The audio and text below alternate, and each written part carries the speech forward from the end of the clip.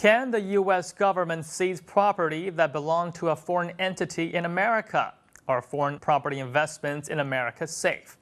Well, according to a popular Weibo post that cites Al Jazeera, apparently the government can seize property owned by a foreign entity, as a judge recently ruled that the U.S. can seize a New York building that's owned by an Iranian bank.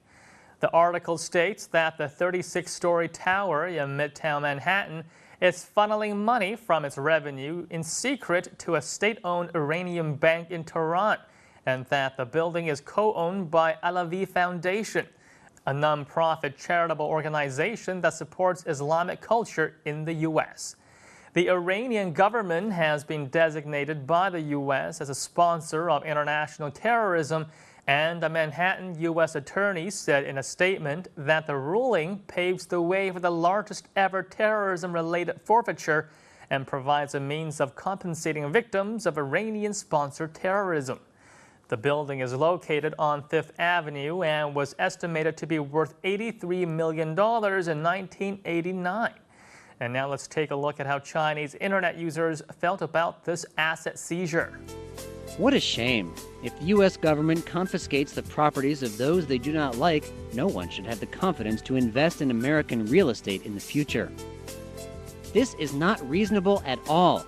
I thought there are laws in America that protect private property, but I guess those laws do not apply to foreigners. What happens if one day the American government decides to seize all foreign-owned property?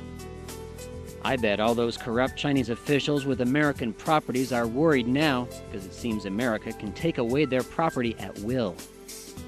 I think if America gets into a conflict with China, the same thing will happen. All those properties owned by Chinese nationals for investment purposes would all be confiscated. If America does this, then I think other countries would do the same to America. There are American-owned buildings in China, too.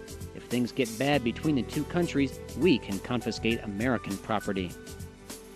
I don't think America should seize the building since they are not at war with Iran. If they are simply unsatisfied with how they conduct business, then they should settle the matter in another way, but unless the two countries are at war, one should never just seize the properties of the other. New York City is also a prime piece of real estate for Chinese investors as well. According to Reuters, earlier this year, a group of Chinese investors were in talks to buy a 40% stake in the iconic General Motors building. Now, one of the investors was Zhang Xing, the chief executive of the Chinese real estate development company Soho China. Now, Zhang is known for her interest in American properties and already personally owns a 49% stake in Park Avenue Plaza in a deal that cost nearly $600 million. Now, she was also part of a group of investors that acquired Sony's headquarters building in New York. However, her interest in the GM building seems to be personal, as she is not looking to invest through her company, but rather with her own personal wealth. In all, Chinese companies and entrepreneurs have quietly invested well over $1 billion in New York City in 2010 alone. But due to the low-key nature of these transactions, many of them are unknown to the general public in China.